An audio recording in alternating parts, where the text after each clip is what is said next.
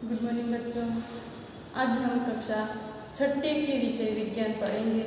उसमें अध्याय 2 भोजन के घटक हम शुरू करेंगे। तो बच्चों, आप सभी के पास किताब होगी और नहीं होगी तो कहीं से ले लीजिएगा। तो भोजन के घटक के बारे में हम आज अध्ययन करेंगे। भोजन के घटक क्या होते हैं? पहले हमने पढ़ा था भोजन कहाँ से आता है। पाठ 1 का नाम था भोजन, यह हमें कहाँ से मिलता है, कहाँ से प्राप्त होता है। अब हम पढ़ रहे हैं भोजन के घटक। जो भोजन हमने प्राप्त किया है उस भोजन में कौन से घटक होना जरूरी है जो हमें आवश्यक पोषक तत्व हमें प्राप्त हो सके। तो भोजन के घटक कौन कौन से होते हैं? भोजन के घटक में सभी प्रकार का भोजन जिसमें सभी प्रकार से सभी पोषक तत्व उपलब्ध होने चाहिए, जैसे जिसमें कार्बोहाइड्रेट हो, प्रोटीन हो, वसा हो, विटामिन्स हो और खनिज लवण। ये सभी अतिरिक्त हमारे भोजन में पोषक तत्व शामिल होने चाहिए ताकि उसे भोजन की हमें पोषक तत्व प्राप्त हो सके। हमने खाद्य पदार्थों की एक सूची बनाई थी जिसमें हम जो खाते हैं उसकी जानकारी प्राप्त की थी और हमने कौन से रोटी, दाल, सब्जी और चावल इस प्रकार से अलग अलग प्रकार के भोजन सब्जियां शामिल हम करते हैं भोजन में। तो उसमें जो पोषक तत्व जरूरी होते हैं वह कौन कौन से हैं, जैसे विभिन्न प्रकार के खाद्य पदार्थों में क्या होता है। हम सभी प्रकार से अलग अलग भोजन करते हैं, अलग अलग भोजन खाते हैं, कभी सब्जी, कभी दाल, कभी रोटी, कभी चावल, इस प्रकार से हम खाते हैं। अब इन विभिन्न प्रकार का जो भोजन होता है, इस भोजन में क्या क्या होता है, इस खाद्य पदार्थों में क्या क्या होता है। तो विभिन्न प्रकार के खाद्य पदार्थों में क्या होता है? भोजन के घटक जो रोटी, चावल, सब्जी जो हम खाते हैं वो भोजन के घटक हुए। अब इस विभिन्न प्रकार के जो घटक होते हैं, इन घटकों में, इन पदार्थों में क्या होता है, इससे हमको क्या मिलता है, क्या हमको प्राप्त होता है, इसके बारे में हम पढ़ेंगे। तो इन घटकों में आवश्यक घटक जो होते हैं, घटक को हम पोषक तत्व भी कहते हैं या पोषक भी कहते हैं। वो पोषक है कार्बोहाइड्रेट, प्रोटीन, वसा, विटामिन और खनिज लवण।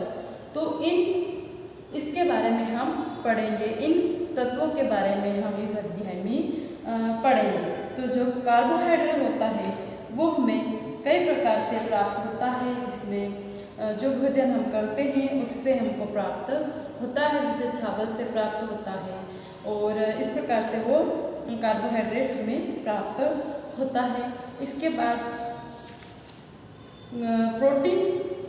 प्रोटीन हमें कहाँ से प्राप्त होता है? दालों से हमें प्रोटीन प्राप्त होता है।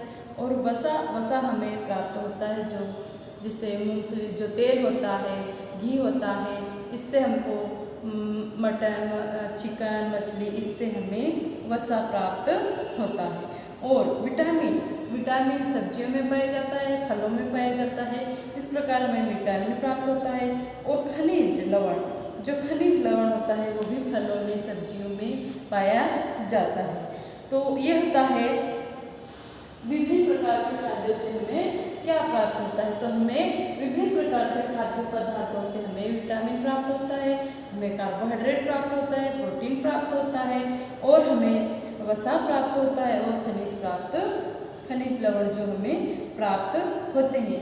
तो ये विभिन्न प्रकार के पोषक जो होते हैं, कार्बोहाइड्रेट, प्रोटीन, वसा और विटामिन्स और खनिज लवण, ये विभिन्न प्रकार के जो खाद्य पदार्थों में हमें पोषक तत्व प्राप्त होते हैं, जिसे हम पोषक तत्व कहते हैं। तो जो पोषक तत्व होते हैं, तो विभिन्न पोषक हमारे शरीर के लिए क्या करते हैं?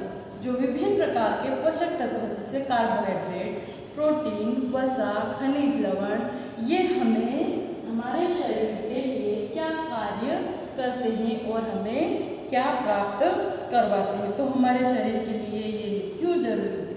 तो कार्बोहाइड्रेट का क्या करता है, सबसे पहले हम कार्बोहाइड्रेट के बारे में जानेंगे। जो कार्बोहाइड्रेट होता है मुख्य रूप से हमारे शरीर को ऊर्जा प्राप्त करवाता है। क्या करता है, हमें ऊर्जा प्राप्त करवाता है, ऊर्जा प्रदान करता है। और वसा से भी हमें ऊर्जा प्राप्त होती है। कार्बोहाइड्रेट की तुलना में वसा के समान अधिक ऊर्जा प्राप्त होती है। तो वसा और कार्बोहाइड्रेट दोनों ही ऊर्जा प्राप्त करवाते हैं। वसा और कार्बोहाइड्रेट युक्त भोजन को ऊर्जा देने वाला भोजन कहा जाता है। वसा और कार्बोहाइड्रेट से जो युक्त होता है, उसके साथ में जो शामिल होता है, वो भोजन ऊर्जा देने वाला भोजन कहलाता है। उसके उदाहरण है कार्बोहाइड्रेट के स्रोत जैसे गन्ना, पपीता, शकरकंद, आलू, गेहूँ, चावल, बाजरा, तरबूज, ये इस प्रकार के कार्बोहाइड्रेट से युक्त घटक होते हैं, जो भोजन होते हैं, स्रोत होते हैं, कार्बोहाइड्रेट के स्रोत होते हैं। अब मूंगफली का जो तेल होता है, गिरी का तिल का तेल होता है, वो वसा प्राप्त करने वाले स्रोत है। और मांस, मछली, अंडे, वो भी वसा प्राप्त ऊर्जा देने वाले स्रोत है। इस प्रकार वसा के स्रोत और पादपों और जंतुओं के स्रोत आज हम यहाँ चित्र में जो देख रहे हैं, ये क्या है, पादपों के स्रोत है, और ये क्या है, जंतुओं के स्रोत है, जो वसा प्रदान करते हैं। तो बच्चों, इस प्रकार से आगे भी देखो, प्रोटीन के स्रोत। प्रोटीन की आवश्यकता शरीर की वृद्धि और स्वस्थ, हमें हमारी हेल्थ बनाए रखने के लिए प्रोटीन की आवश्यकता होती है। शरीर की वृद्धि भी प्रोटीन के द्वारा ही होती है। प्रोटीन युक्त भोजन को प्रायः शरीर वर्धक भोजन कहते हैं, शरीर का विकास करने वाला भोजन कहा जाता है। और विटामिन रोगों से हमारी रक्षा करने वाला भोजन कहते हैं, जो मसूड़ों को स्वस्थ बनाए रखते हैं, अस्थियों को, आँखों को, दांतों को स्वस्थ बनाए रखने वाला भोजन कहा जाता है, जो विटामिन होता है। अब vitamin A, vitamin B, vitamin C, vitamin E, vitamin K, इस प्रकार से विटामिन बी कॉम्प्लेक्स, इस प्रकार से विटामिनों के नाम से जाना जाता है। और अपने भोजन में सभी प्रकार के विटामिनों की जरूरत पड़ती है। तो विटामिन रोगों से लड़ने में सहायता करते हैं। और यह हमें कहाँ से प्राप्त होते हैं, विटामिन बी के स्रोत, विटामिन ए के स्रोत, विटामिन सी के स्रोत। मानो विटामिन ए के स्रोत आम है, पपीता है, गाजर है, मुख्य रूप से विटामिन ए के स्रोत है। और चावल, गेहूँ विटामिन बी के स्रोत है। और विटामिन सी के स्रोत है नींबू, आंवला, टमाटर, संतरा, जो खट्टी चीजें होती है, वो विटामिन सी के स्रोत होते हैं। विटामिन डी के स्रोत मछली, अंडे, मांस, ये विटामिन डी के स्रोत कहलाते हैं। जो विटामिन डी हमारे शरीर के लिए, दांतों के लिए, अस्थियों के लिए कैल्शियम का उपयोग, कैल्शियम प्राप्त करवाते हैं, जो भरपूर मात्रा में जिसमें कैल्शियम प्राप्त होता है। और आयोडीन युक्त भोजन, अदरक है, पालक है, आयोडीन के स्रोत है। लोह युक्त और कैल्शियम के स्रोत पालक। और इस प्रकार से कैल्शियम के दूध है, जो वो कैल्शियम का स्रोत माना जाता है। विटामिन की सारणी देखेंगे यहाँ पर। और संतुलित आहार किसे कहते हैं, इस प्रकार से विटामिन होता है। और संतुलित आहार, हम संतुलित आहार के बारे में पढ़ेंगे। जो संतुलित आहार किसे कहते हैं, संतुलित आहार वह होता है जिसमें जो पोषक तत्व, जो पोषक हमारे शरीर के लिए आवश्यक है, वो सभी प्रकार के पोषक उस भोजन में शामिल होते हैं, उसे हम संतुलित आहार कहते हैं। अगर हम भोजन खाते हैं तो दाल या रोटी, दाल रोटी दो खाते हैं तो उसमें संपूर्ण आहार या संतुलित आहार नहीं कहलाएगा। उसमें भोजन ऐसा होना चाहिए जिसमें वसा भी हो, उसमें प्रोटीन भी हो, उसमें विटामिन्स भी हो, उसमें खनिज लवण भी हो, कार्बोहाइड्रेट भी हो, तो वो संतुलित आहार कहलाएंगे। जो 5 तत्व भोजन के घटक के बारे में हमने पढ़ा था, जो 5 तत्व होते हैं वो सब शामिल होते हैं, उसे हम क्या कहते हैं, संतुलित आहार कहते हैं। तो वो होता है संतुलित आहार। अब हम पढ़ेंगे अभावजन्य रोग। अब जो भोजन हमारा संतुलित आहार नहीं होता है, विटामिन्स जिसमें शामिल नहीं होते हैं, और जो विभिन्न प्रकार के जो प्रोटीन हमारे भोजन में शामिल नहीं होता है तो उस अभाव के कारण वो हमारे भोजन में हम नहीं खाते, नहीं हमारे भोजन में शामिल नहीं हो सकता, तो उससे क्या होता है, अभाव जन्य, उसके अभाव में रोग जो हो जाते हैं उसे अभावजन्य रोग कहते हैं। तो देखते हैं सारणी में ये विटामिनों की सारणी जो दे रखी है इसमें हम पढ़ेंगे। देखो विटामिन ए क्षीण